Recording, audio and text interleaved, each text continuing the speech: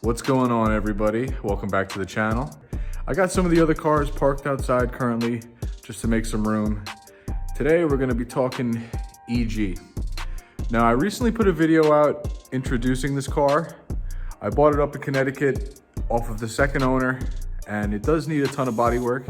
So if you want to give that video a click, check that out. That'll show you around the car and basically what I'm working with. But in today's video, I just wanted to go over a few things that basically kind of brings up to the point why I bought this car and what my future plans are going to be with it. So I have been tinkering with this car the last few days. I've been having decently warm weather where I'm at, and it hasn't been freezing in the garage. So I've taken some time and kind of dug into this car and just wanted to sort out a few of the little issues that I've come across when I recently purchased it. So I don't know if I mentioned in one of the last videos I did on the EGs, this car was stolen from the previous owner that I purchased this car off of. He did manage to recover it, obviously, and he had to replace basically most of the interior, and a lot of those components match. Let me show you real quick. So everything is pretty relatively color matched for the interior. Now, this is a CX hatchback, so it doesn't really come with much as far as door moldings. I don't think it came with mud flaps. This one did come with AC, which does work, so I guess the option was there and someone took it. But other than that, it's very bare bone. The dashboard was replaced with, this one came with a sunroof and power mirrors, which the CX hatchback never came with, only the SI. So having some issues with the dash, it kind of got thrashed up, I guess when they were putting it in, so nothing's really hooked up. A lot of the lights are out. It doesn't feel like it's in place the right way, because when I drive this car, everything shakes. The bezel is cracked, and the RPM gauge and everything is from an automatic. Not that that matters, but not original and not working correctly. So I'm gonna get a little more into that, but when I purchased the car had a very serious lack of power problem, and what the previous owner had stated was when they replaced the engine, and I don't remember why they replaced it from the original engine, but they replaced the engine with another D15, and I think the timing is off a tooth or two, so there's really like no power in it. So I dug into that yesterday, and I started to get into that, and I removed the spark plug wires and the spark plugs, and to my surprise, the spark plugs basically disintegrated when I removed them. So I always had like a misfire in this car, and I kind of know why now, because the spark plugs were basically on their way out, or pretty much done. So I had an extra pair of good spark plugs laying around that I knew were in good working condition, so I threw those in, and I had adjusted the timing on this because I knew that it might have been off a tooth or more. So I looked up in the manual. I actually purchased a specific Honda owner manual on eBay for this car in '95, and I also had a Chilton manual that I just keep on me at hand, and I checked the timing for this engine, and obviously there's different engines and makes for different trim levels, and you have to be sure when you're doing the timing that you're doing it for the correct setup that you have. There's also a D15B8, which is the weakest motor, and I actually came with that motor, but they replaced it with a DX motor, which is the D15B7. So that's about 90 horsepower compared to my 70 horsepower. Not really an issue, not really something I'm worried about, because I want to get into my exact plans for this car and show you kind of why I bought it actually. So a long time ago, a friend purchased a car off of Craigslist. It was a GS-R Integra, and long story short, he ended up losing the car in an accident, and he pulled the motor out and knew I had interest in the motor and everything like that. So he kind of hit me up, and we organized and worked out a deal, and I ended up picking up the motor a while back and never really had a chassis that I was going to put it in, except always was thinking about putting it in this car and possibly using this for another B-Series swap. But let me show you exactly the motor I'm talking about. So this is a 1995 OBD1 Acura Integra GS-R 1.8, specifically B18 C1. Now this is the matching tranny with it, so I'm very lucky to have that. These motors are going up increasingly in value, and especially the VTEC B series motors.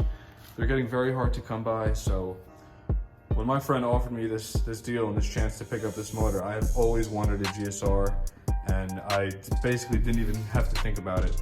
Got it for under $1,000. I paid $800 for the swap. I have the complete swap. It came with the computer, the wire harness. I have all the sensors, basically everything. I have everything ready to put into that car. And that's kind of why I actually got the EG. I had this motor laying around way before the EG, because I always had plans on either putting it in this car and keeping the B16 in the hatch that's outside. I'm always gonna keep my yellow SI stock. That's gonna remain very OEM. So I'm not really ever worried about having to swap that car, but a friend of mine way back had a GS-R in a bubble, and let me tell you something, it was loads of fun, and I have tons of stories and moments in that car that I will remember forever, just because of how much fun this motor was. Now I think it's rated about 170 horses. I'm not sure the torque specs. I think it's anywhere from like 120 to 125. Nothing crazy. Definitely stronger than the B16 that's currently in the hatch, and it's definitely gonna have some pep. The nice thing about these EGs are that they basically are Integras, where these B18 motors go right in with little to no modifications. And what I mean is, I can put the stock wire harness on this car. I can put the stock engine harness back on this engine, and it'll plug right into the engine harness. The car harness. It'll be a plug and play system. So it's a very easy swap, and I've always wanted to have one in an EG, so it kind of makes sense to swap these out. That's kind of why I never did any maintenance on this motor, and it's not running the best. Even though it's now timed, it still feels like it's got maybe low compression or something like that in one of the cylinders. So I'm not really interested in tinkering with this single cam much more. So I'm definitely going to buy a timing belt kit, water pump, and get this motor all up to date with new seals and stuff like that. So that way I don't have to worry about doing anything while it's in the car. Someone mentioned if I'm going to have this built or basically refreshed like I did the B16. To my knowledge, I did not see this car physically run. I only heard it ran great from my friend. It grinds in third at high RPMs, but that's normal for these trannies. I really don't see myself taking this thing apart and redoing it at the moment, but I will clean it up, probably put a fresh paint coat on the valve cover, do all the gaskets, timing belts, stuff like that, because I don't want to have to deal with it. Once I put it in this car, I just want to be headache free and not have to worry about anything. A few parts that I've collected for the hatch. There's one thing that's always bothered me about the car since I've bought it. It's got like 5 keys on it since the car's been stolen. So I went on eBay and I bought an ignition set along with a lock set, and it comes with 2 keys that match all the locks. So I'm definitely gonna make a video on how to switch out your lock sets if someone's interested in seeing that. I definitely think it's annoying having to juggle keys around and play with the ignition since they all match. So definitely gonna be nice to downsize and have 2 keys that are working for every set of lock and ignition set. Also got mounts and the T-bracket for the motor swap. So really the only thing I have left to get is a B-series shift linkage and an exhaust. I don't really think I'm gonna do much else. I'm definitely gonna change the clutch and put a fresh new pressure plate and all that stuff. So probably upgrade the flywheel, maybe put something like a lightweight flywheel. Other than that, I know pretty much everything else on this car, on this motor works, but a nice little refresh with plugs and all that stuff, I'm definitely gonna make it run 100%. I am gonna retain AC because the AC does work in this car, which is nice. And a lot of the cars that I have Still have the AC in them, but they just don't work at the moment. And the summers up here in PA, when it is hot, it is hot. So you guys can understand, keeping AC is very important. So I want to jump back into the interior and just kind of talk about what I have planned next for this little area of the car. Now, as I mentioned before earlier in the video, a lot of this interior has been replaced with stock Civic interior, obviously. These are called gooseneck seats, and they're obviously from another EG. Very comfortable. I believe, I don't know if these are from a coupe or a hatch or what it is. I don't think the 4-door seats bolt in correctly, or they don't bolt in 100%, but these are very firm and they feel in pretty good condition. I'm not 100% sure if these are the original door panels. He didn't say if these were taken, but it says it on the door, but I don't know. He basically said he replaced almost 90% of this interior, so it's odd to find black interior in a hatch if it's not an SI or a DX. The CX usually came with gray, that very light gray interior. So one of the issues I'm having with the dash, other than a lot of the things not working correctly, I'll show you guys real quick. A lot of these lights are out, and it's kind of annoying having all these like creaks and crevices open and gaps being larger than they're supposed to. I don't think the dash was put in right to whoever did put it in. And a lot of the plastics are cracked, so they jump around when I'm driving the car, and it's just kind of aggravating. One of the other things that I'm interested in finding out what the problem is every time I go to start the car and I turn the key to the next position, without even starting the car, the needles jump in the RPM gauge and on the speedometer. So I'm not sure what that is, if it's a ground or anything like that. So I'm gonna have to dig into that. This obviously is a automatic speedometer, automatic cluster. So I don't know if the wires are crossed or something's wrong, or maybe something's burnt on the back.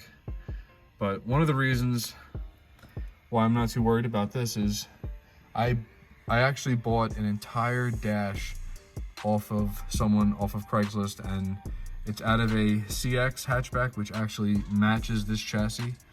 So let me show you the new dash and what it looks like.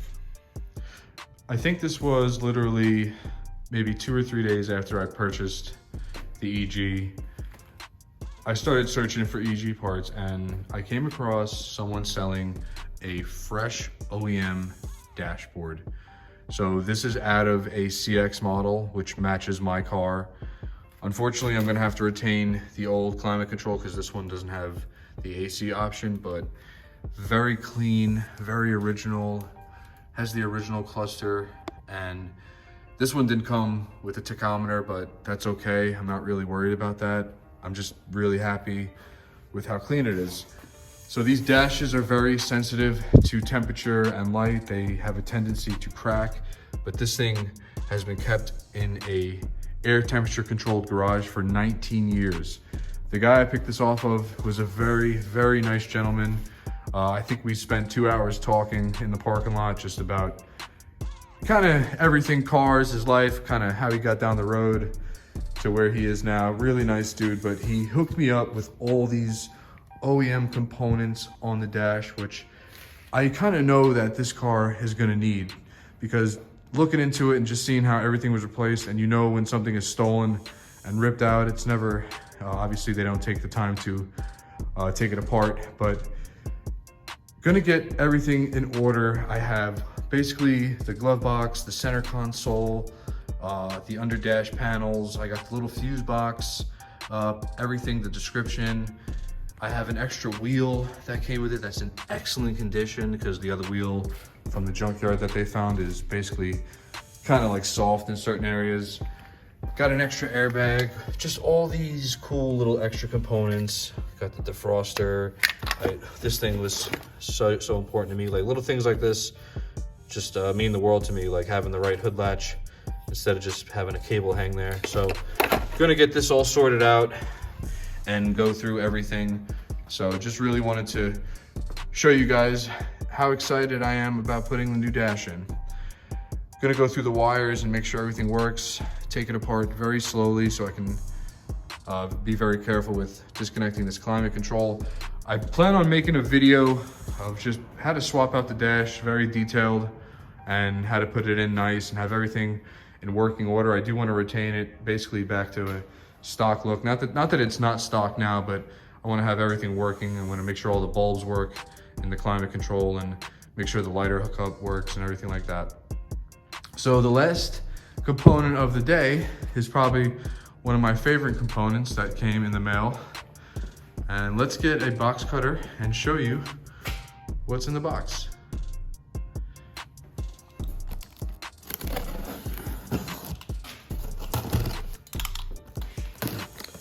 Probably more excited about this than anything. Been waiting to find a set of these for a while since I've had the car. Some of you guys might already know what these are.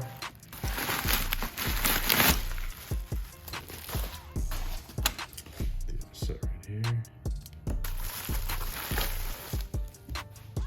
The inner lights.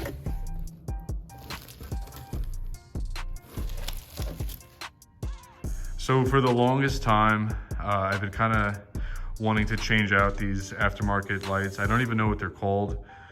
They're not terrible, but they're just, if you guys know me and watch my channel, I'm all about OEM and trying to replace or keep things as OEM as possible. And to me, I don't know, I'm not a big fan of these aftermarket 50/50s or Altiza lights. They work fine. They're not the worst I've seen, but they're up there with just something that I wouldn't put on the car myself. So I've been shopping around on eBay, as I usually do, always looking for deals, and I came across this set of OEM SIR EG6 taillight set. So paid basically under $100 shipped for them, and not in the greatest condition, but they're not terrible. So we're gonna throw these on, and it just makes such a difference to me having the OEM set go with this paint color. I'm kind of a freak about that kind of stuff, so very excited to kind of have the stock look up. This is actually my favorite look on the EGs, is the rear end, and the taillights are a big part of that. So let's get these Altiza ones out and the OEM ones thrown on.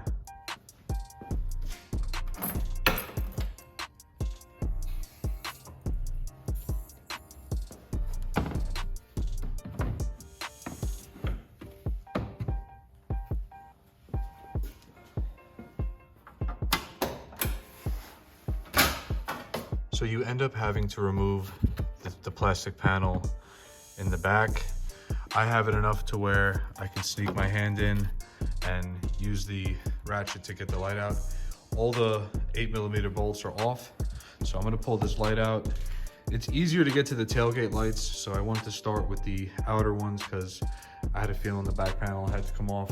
I'm gonna do the same for the other side, and she should be looking good.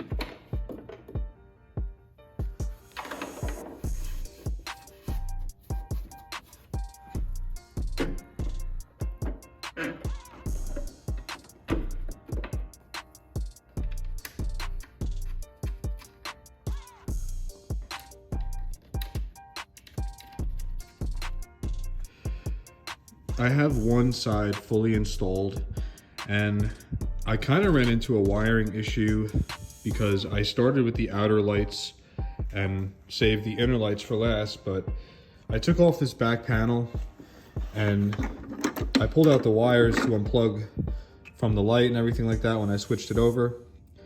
And it seems like there's been some work in here with some splicing.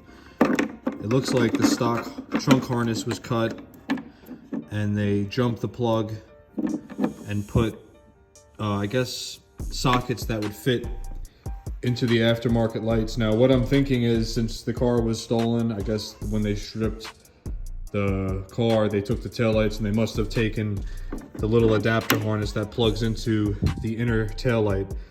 So this is not how it's supposed to look. There's supposed to be a little light harness that has two connectors on it for bulbs, and it is not here. It looks like they're just spliced in light bulb connectors that would work, and it's the same for the other side. So I just went on eBay and ordered a new trunk harness for a hatch because everything's cut. I kind of traced it down, it's cut. So this comes to a plug once you get through here. I'm gonna strip this down and replace the harness, and I had to order one of the adapters, the light to the tail light adapters. I'm gonna need one more for this side, but I couldn't find one. So if anyone has an extra, if you're watching this, give me a shout in the comments and maybe we could work something out. So that's the issue I ran into. I'm gonna have to configure a way in the meantime to get these bulbs to fit into these places because they're not the original EG bulbs. I mean, not the bulbs, the sockets, I mean. So they're not fitting into the OEM taillights. So gonna have to custom fit these, maybe shave down the plastics a little bit for now, since these are obviously gonna be replaced. Gonna quickly do the other side, clean it up, and I'll show you how it looks after I'm done. I just briefly want to show you guys quickly what I'm talking about. So I have the outer taillight piece out, and as you can see, the plugs are still inside, and there's basically a plug you can disconnect where you can actually leave everything plugged into the taillight and disconnect it from the harness. Now this is exactly what's missing from here. They just basically, this would be where you would plug it in, but they just hardwired sockets in. So kind of bummed out that I am just discovering this, but it is what it is. This is the type of stuff you take on with a project car. And I'm really kind of worried.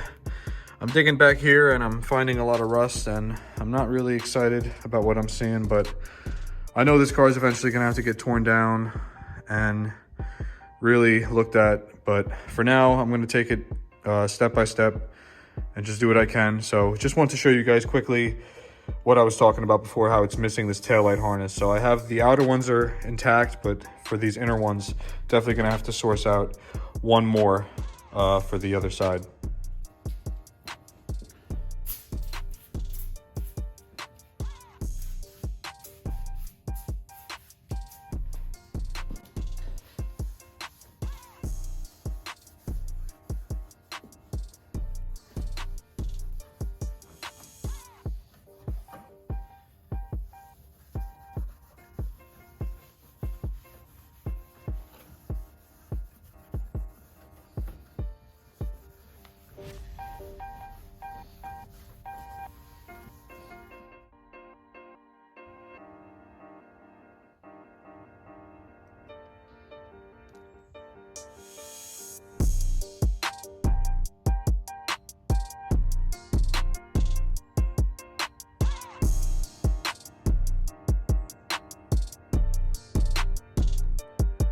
Now, I think that makes a huge difference. To me, it means a lot, but I know to some people it's silly stuff, but having the OEM look really just makes a big difference to me in my eyes. So I hope you guys enjoyed this video, and I hope you're excited about the motor swap and the new content that I'm gonna be having for this car. I got a lot of big plans, so stay tuned for that. If you also enjoyed the video and content and you're not subscribed, consider subscribing, because I'm definitely gonna be putting out more footage as the weather gets warmer. Definitely gonna have that driving video for you guys. I know it's been a few days since I did the conversion to the EF, so now that the weather is on my side and it's breaking, definitely gonna get a video out very soon. The exhaust sounds very nice, but stay tuned for more EG, CRX, and EF content. I hope you guys stay happy, safe, and have a great one. I'll catch you on the next video. Take care.